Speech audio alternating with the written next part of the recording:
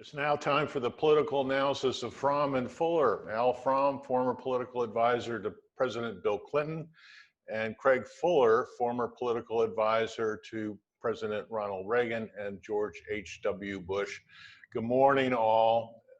Holy cow, it's been a day and a half since the polls closed on Tuesday, and we are still in doubt as to who the new president will be in January. But I'd like to get your analysis of what took place on Election Day and where we are now. And Al, I'd like to start with you. Well, first of all, just building on what you said, let's stipulate that it's 9 a.m. when we're taping this, because we could look, it could be very different by the time people read this. And secondly, I'd just like to say, you know, I have a little bit of egg on my face because I predicted a much larger Democratic victory. I certainly predicted the Senate would go Democratic, and barring two runoff victories in Georgia on January 5th, the Republicans will continue to control, two Democratic victories, the Republicans will control the Senate. And I'd like to also just a couple of caveats as I go through this quick analysis. You know, the exit polls really aren't very, I mean, they give you a pretty good indication, but not until they have a chance to really revise the numbers are they definitive. So what I'm going to say is based on some preliminary numbers.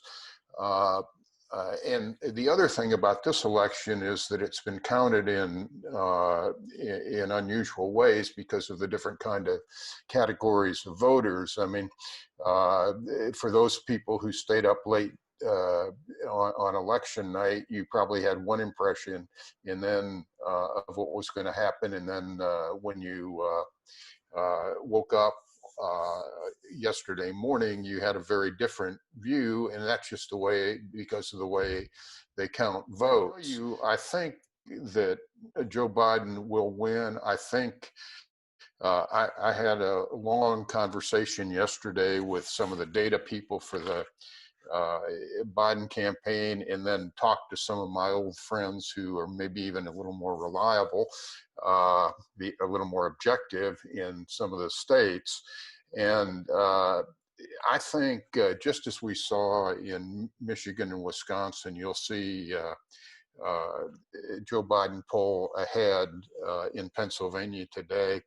The numbers in Georgia that we were looking at indicated that it was going to be just about a dead heat, and it sure looks like that's going to be the case.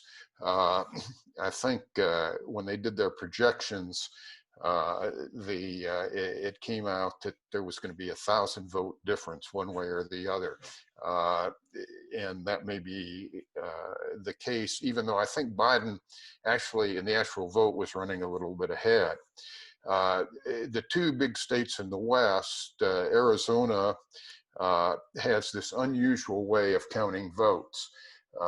Arizona counts same-day votes and early voting first, and then they have this third category, which are late early voters or late mail-in voters, or people who in the last 2 or 3 days before the election drop off their mail ballots, or they come in then.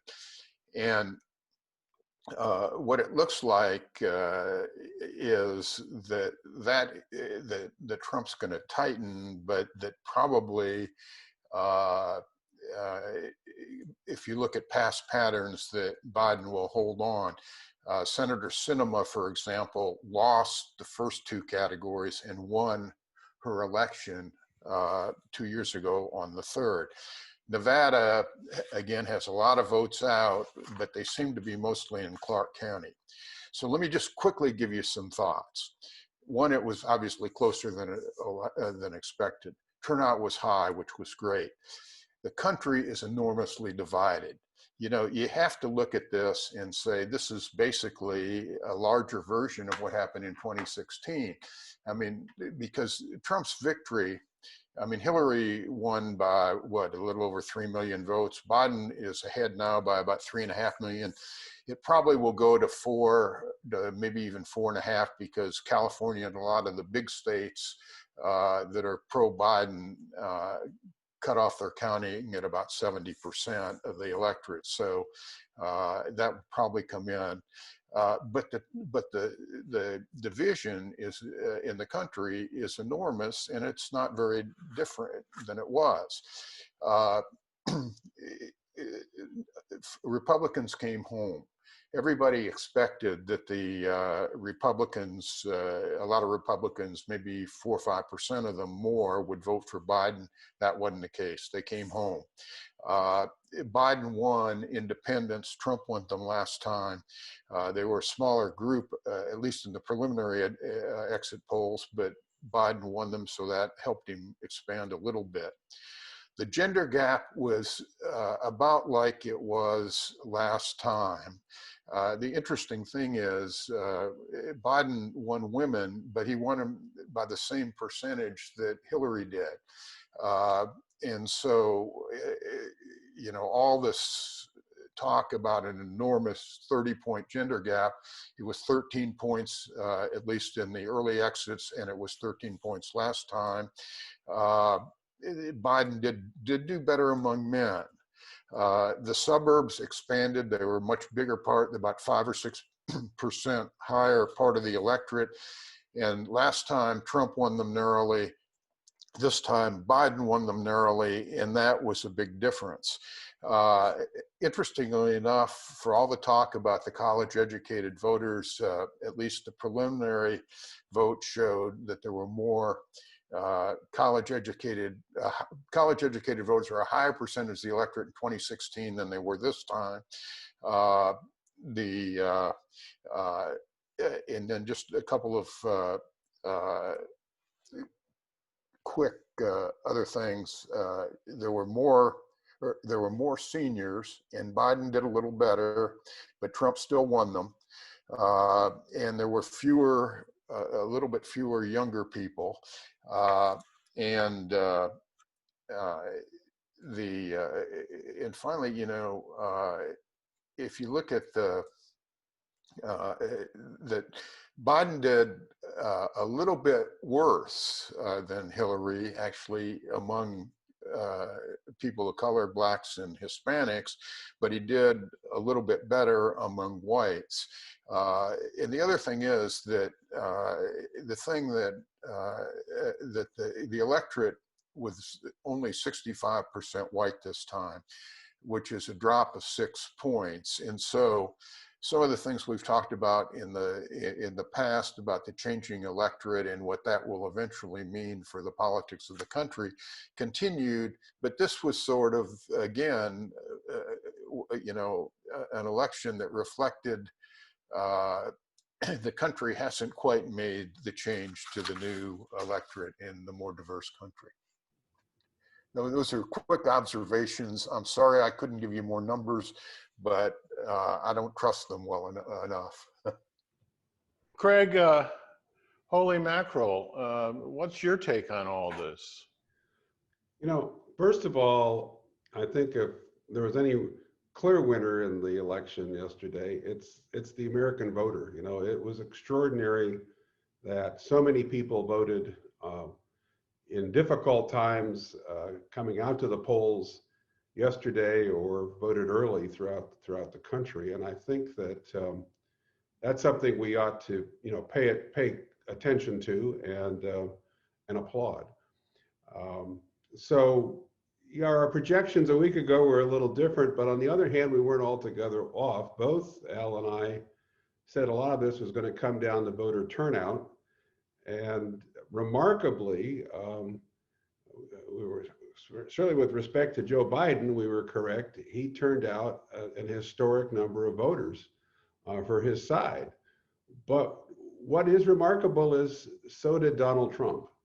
And I think it gets to some of the points Al was making. The country is divided. I maybe am still at a little higher altitude, only because I want to spend more time with the numbers. But it looks to me like, in terms of what I saw, that you could cut this two different ways.